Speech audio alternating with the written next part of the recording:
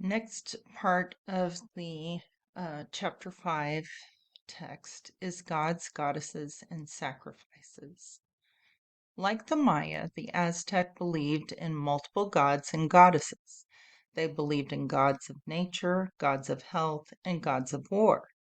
The Aztec believed that the sun god, Huitzilopochtli, could not make his daily journey from east to west without nourishment. They believed that the sun would not rise and the world would end if they did not feed Huitzilopochtli.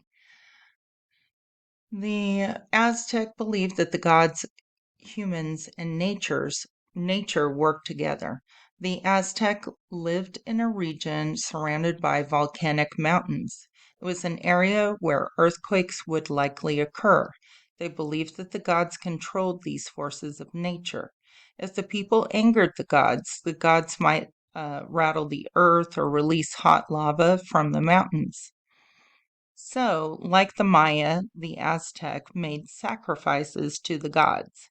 Many human sacrifices took place at the Templo Mayor, inside the sacred precinct.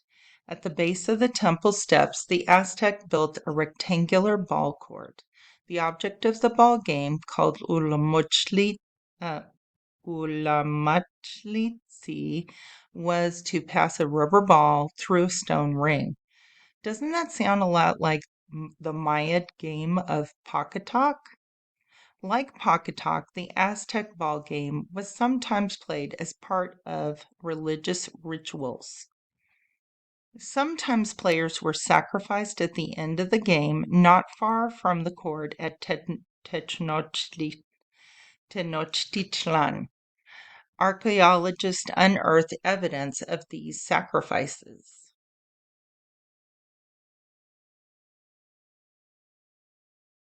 Everyday life in the Aztec Empire. The Aztec valued education. Boys went to different schools depending upon their social status. Noble boys were taught by priests in the temples.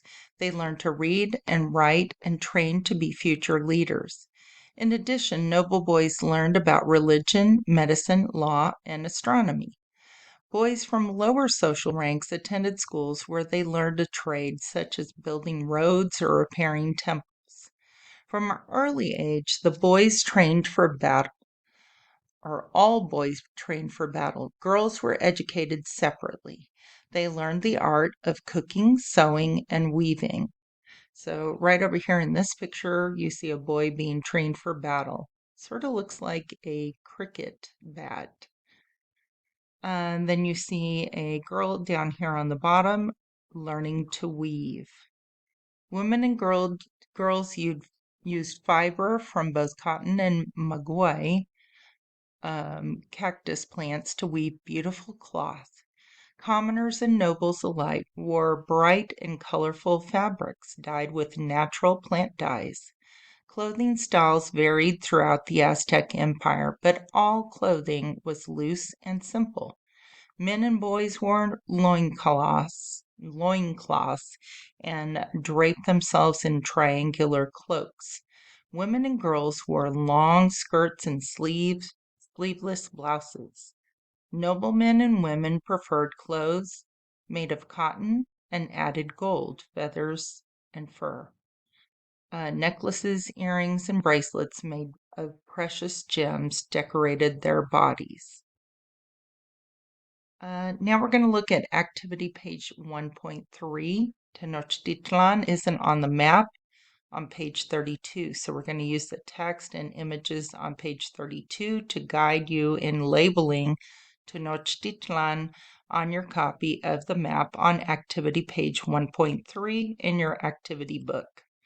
So over here, you can see this is where we're going to add in Tenochtitlan. And then we're going to use the text on page 32 to guide you in placing the following phrases on your copy of the timeline on activity page 1.1. That's that timeline at the very beginning of your activity book.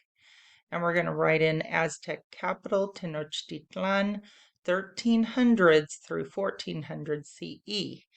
So right over here, is where you're going to be putting that. Goodness. Gotta hate it when it messes up. Okay, so this thing needs to go right up here. So let's go back to our slideshow, and right there is where you're going to put it.